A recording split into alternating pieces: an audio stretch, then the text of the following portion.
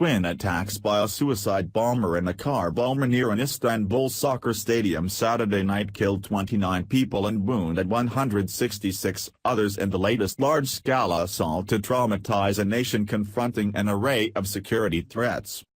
The bombs targeted police officers, killing 27 of them along with 2 civilians, Turkey's Interior Minister Suleyman Soylu told reporters early Sunday.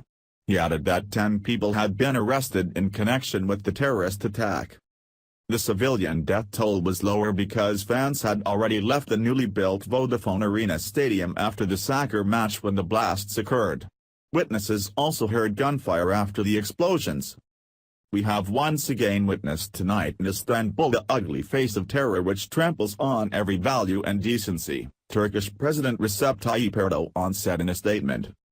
The first bomb went off just outside the facility known popularly as Besiktas Stadium after the local team and neighborhood. The second blast that came moments later was attributed by authorities to a suicide bomber. Police cordoned off the area as smoke rose from behind the stadium and ambulances began ferrying the wounded to hospitals. Glass from the blown-out windows of nearby buildings littered the pavement. There was no immediate claim of responsibility. This year, Istanbul has witnessed a spate of attacks attributed by authorities to the Islamic State group or claimed by Kurdish militants. A state of emergency is in force following a failed July 15 coup attempt. Soylu acknowledged the country was struggling against many elements trying to compromise its fight against terrorism. Turkey is a partner in the U.S.-led coalition against the Islamic State and its armed forces are active in neighboring Syria and Iraq. It is also facing a renewed conflict with an outlawed Kurdish movement in the southeast. Ned Price, a spokesman for the White House National Security Council, said Washington condemns the attack in the strongest terms. "We stand together with Turkey, our NATO ally, against all terrorists who threaten Turkey, the United States, and global peace and stability," Price said in a statement.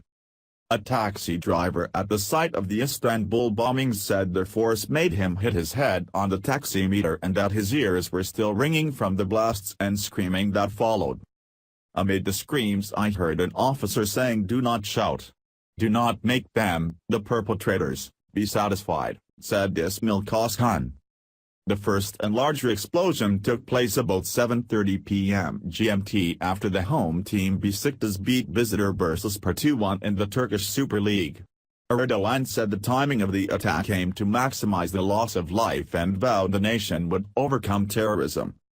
Soylu said the first explosion was caused by a passing vehicle that detonated in an area where police special forces were located at the stadium exit right after the match. A riot police bus appears to have been the target. Kurdish militants often target security forces while Islamic State-linked attacks have targeted tourists and the broader public. Deputy Prime Minister Numan Kurtulmuş said a person who had been stopped in the nearby Mecca Park committed suicide by triggering explosives. Investigators, including Istanbul Police Chief Mustafa Kalazkan, were quickly on the scene. Forensic experts in white uniforms scoured the vicinity of the stadium and the vast park where the suicide bombing took place. The Besiktas Sports Club strongly condemned the attack and said an employee of one of its stores was among the fatalities, as well as a member of its Congress who was also responsible for security at the stadium. Bursaspor reported that none of the wounded were fans and issued a statement wishing a speedy recovery to our wounded citizens. Health Minister Recep Akdag said 6 of the wounded remained in intensive care, with 3 of them in critical condition. Alexander Safarin, president of European soccer's governing body UEFA, and European Union Enlargement Commissioner Johannes Hahn, also made statements condemning the attack. "Violence has no place in a democratic society," Hahn wrote on Twitter. EU Foreign Policy Chief Federica Mogherini expressed the bloc's solidarity with Turkish citizens. The U.S. Consulate General in Istanbul, meanwhile, urged its citizens to avoid the area which is also home to a Ritz-Carlton hotel. Turkey's Radio and Television Board issued a temporary coverage ban citing national security concerns. It said to avoid broadcasts that can result in public fear, panic or chaos. or that will serve the aims of terrorist organizations.